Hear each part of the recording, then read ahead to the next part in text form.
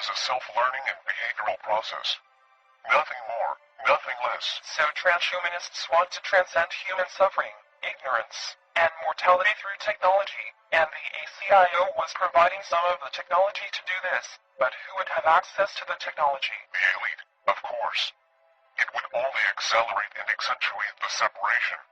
It is simultaneous empowerment and disempowerment. The economic models for the transhumanist diffusion, as it was called in the Labyrinth group, were not widely considered. The incunable being the only exception. You mean they actually wanted to build a plan that made the transcending technologies available to everyone? They looked at it from two angles. One, if the technology could be introduced at birth, it would mitigate the cost issues of healthcare and education, offsetting diffusion costs. But it would have to be a government-implemented service. No private company could secure sufficient trust. So a critical component was to make the United Nations the credible world organization that could introduce transhumanism to the global stage. The second angle was to allow class distinctions and free markets to eventually make the technology irresistible to everyone, and then allow government subsidies to bring down the cost sufficiently to enable its dispersion. All of this sounds very altruistic, but the quality of the technologies would be variant. Elite classes would be able to secure higher quality implantations coupled to more responsive genetics. This would simply be a human civilization that would be attempting to purge discontent and disobedience in favor of participation in a ruled system of government by elite transhumans. Technology will evolve from external impersonal to external personal to integrated personal to internal personal. Transhumanism is the last phase, and it is the phase that the elite are moving to. The internal personal is based on exactly the same paradigm of what is now the human condition, namely, humans have a programmed interface that's integral to their human body, and is powered by the infinite source of which they truly are. Humans are unwittingly trying to be untrue to themselves. It's part of the program, according to the wing makers. Humanity will play God to itself. It will try to engineer a better human and a better civilization. It will do this because it can imagine how humanity can save itself through simple behaviors, and the realization that these behaviors can make. They will do it because they are programmed to become integrated with technology. This is the path that the wing makers seek to avert. They write that human beings are complete if they can step out of their consciousness frameworks and realize what is actually powering their systems, their artificial realities, their programmed existence. The integration of technology internally will only make this realization more difficult. I think you said on Saturday that there were prophecies of a synthetic race overtaking humanity. This sounds like what those prophets saw. 15 felt the same way. 15 is the genius leader of the Advanced Contact Intelligence Organization ACIO in the Labyrinth group. He never assumed that they were off-planet aliens. These prophets could have seen human 3.0 transhumanists in some distant timeline and assumed they were alien. What about the military force? As you can imagine, this is where it will be tested first. There is a whole field of psychological technology that has laid the groundwork for the real internal technologies to flow into the military. It will be released there initially, so it can be properly defended for testing purposes. Once it's proven there, it will converge with the integrated personal technology programs of the corporate elite. When you say integrated personal, what do you mean exactly? Miniaturization of the technology will enable it to adorn the body. It will not be internal yet, but it is part of the human body, like clothing, glasses, watches, and jewelry. Bear with me, but let me see if I have this straight. Human 1.0 was a creation of a godlike being. No, but it was the same as us, or the Atlanteans. He was no more intelligent or godlike. He was deceptive. That is the only distinction. Okay, but Anu created Human 1.0, and then found them to be too similar to his own capabilities, and feared they would one day figure out that they were Atlanteans, enslaved by the Anunnaki. And he was worried about the consequences of that discovery. So, he wiped them clean with a planetary flood. According to the wing makers, the flood was one part of the extinction program, but there were also nuclear weapons that were discharged on the planet, most of which have been explained away as meteorite impacts. But the wing makers write that these were advanced weapons used against human populations that had avoided the flood. Okay.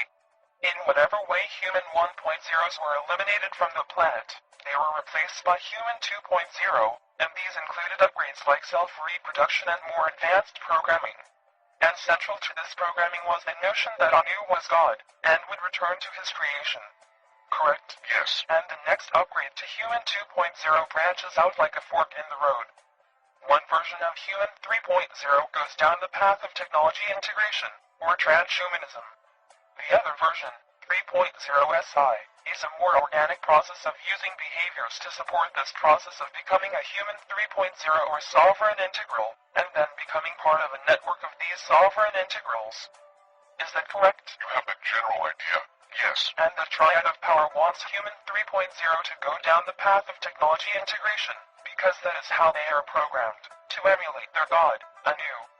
Right? Yes. So it's kind of like humanity sits at a crossroads. On the one side is the Triad of Power, that is programmed to develop Human 3.0 as a cyborg, I guess, and the other side is the future existence of humanity urging us to do it internally, one person at a time, through a behavioral process. I guess the part that's missing for me is the role of the Gram portal, which remains unclear. I thought it was a technology that proved the existence, the irrefutable scientific existence of the human soul. How does that figure into this? There are humans here who are designers of the new unconscious mind that will bridge human populations everywhere on the planet to feel and express equality and oneness. It will connect humanity and the I am, we are, consciousness, instead of the separation consciousness. It will not be based on hierarchy. The deception is coming down. One of the things that was never disclosed in the materials, including my previous 4 interviews, is that certain information was to be withheld. Some information was even veiled to not raise the ire of the Triad of Power. This information, this interview, will not be disclosed in the same timeline as the previous 4. Why? The designers of the new unconscious layer of the Human 3.0 are on the planet now. They are doing some of the preparation required to move humanity, who will be sitting at the fork in the road, in the next 40-50 years, to choose the I am, we are, path. So I can't release this interview? No. When it's time, I will contact you. You said some of the information was veiled. In what way? The wing makers will only release some of the information now, in 1998. That is the information that will not feel too revolutionary, too radical. It needed, in their own words, to cross into the human interface and activate a willingness to listen to their voice. For example, they used the term wing makers to describe themselves, knowing it would have a connection to the angel construct. But you said the wing makers were a future representation of human beings, presumably, from this disclosure, version 3.0. Right? Yes, but there is programming within the human interface, where the functional implants our network is a system. It will tune out certain information. A person will hear it, but they will not act on it. They will hear it, but they will object to it. They will hear it, but they will not share it. All of these programs were created, not originally, but they can be upgraded. The program can be updated with new instructions. It makes cracking into this reality, exposing it for what it truly is, a very difficult proposition. This is why it requires a degree of stealth. The deception is so thick and opaque in this reality that the ones who are trying to come into the prison and create a crack in the wall, they also have to use a form of deception. Why? The programming, Sarah. If the pure state information was given out, and it contradicted everything that people have been told to believe, if it was the literal reverse of what was logical and acceptable in this world, who would listen? The wing makers needed to awaken certain people to bring them inside their information field, to warm them up to the truth. It has to be done in degrees for the vast majority of people. What about me? You are not among the vast majority, but then you're only getting a taste of it. Does everyone within the labyrinth group know this, too? Yes, to varying degrees. But they were going down the transhumanism path. Did this information change their mind? No. That's really why I'm here. You just said I'm only getting a taste of it, so there's still more materials that will be released later? Yes. But you're not going to tell me when, right? Correct. As intelligent and whereas the labyrinth group is, why didn't this information change their minds? I have the benefit of having direct interactions with the wing makers. None of my peers did. This was the difference in my willingness to act on the information, and not simply consider it as a contradiction to my invested reality. This is fucked up, isn't it? What part? All of it. It's all fucked up and we did it. Whatever it is, it's important to know what's behind the deception, to look with sober eyes on the truth. It may not be a beautiful picture to be sure, but how else do you realize your own truth? until you know the truth of the big picture. So, however screwed up it seems, it is an inception point for the individual to redefine themselves. Would you rather stay in the illusion of a soul, in a human body, that will be saved by God, ascend into heaven and hang out with angels who strum harps? That whole idea is repulsive once you know this. That picture is based on separation, selfishness, lack of empathy and understanding. Or, you can simply say it's all a big illusion, including the notion that we are infinite beings, and that when you die, you're done. The part of this new picture that is promising is that we exist infinitely, despite the fact that we have been suppressed and enslaved. We also can play a role in supporting this redefinition of the human being through our thoughts and behaviors. And maybe most importantly, we have the wing makers, our future selves, providing us with evidence that we are, prevailed. When I first read these materials, these were the things that provided some sense of hope, and I'll share them with you, for what it's worth. Thanks. All of the things that you told me in the first 4 interviews, with this new information, does it change it? Yes. Everything is affected by this. Give me an example. Sunday night I mentioned LERM, or the light-encoded reality matrix. LERM is what the labyrinth group thought was God, in terms of proof. But what was really discovered was the essence of Anu, and how he operates in this reality as an all-encompassing observation field that is inside our consciousness interface to this reality existence called Earth. LERM is Anu projected. What about ETs? Don't they know about this, and can't they intervene and save us from this situation? Remember, everyone inside our universe is part of this deception, whether they know it or not. There are 4 classes of beings. 1. Those who know the deception and are actively supporting it. 2.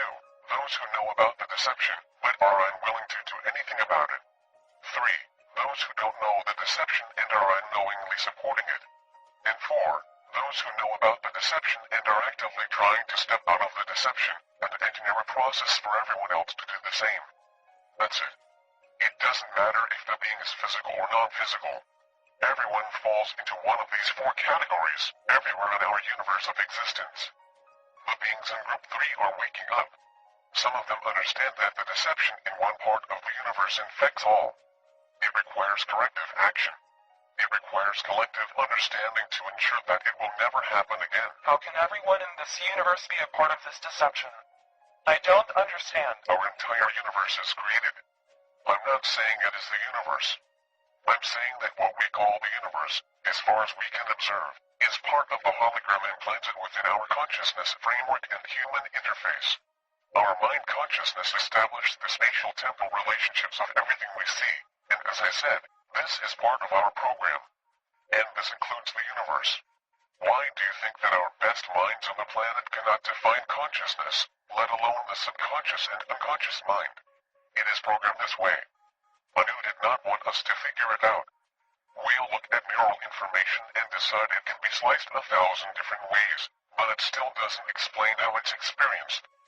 As Aristotle said some 2,300 years ago, to be conscious that we are perceiving is to be conscious of our own existence. That is a good description of I am. So, are we an isolated life form that confronts our external, separate reality? No, we are connected to all. That is why I am, we are, is the critical inception point for our identity. Any being that does not confirm their belief in this, is not aware of reality. It doesn't matter where they exist or what vessel they wear. It doesn't matter if they want to save humanity. They must first act from this inception.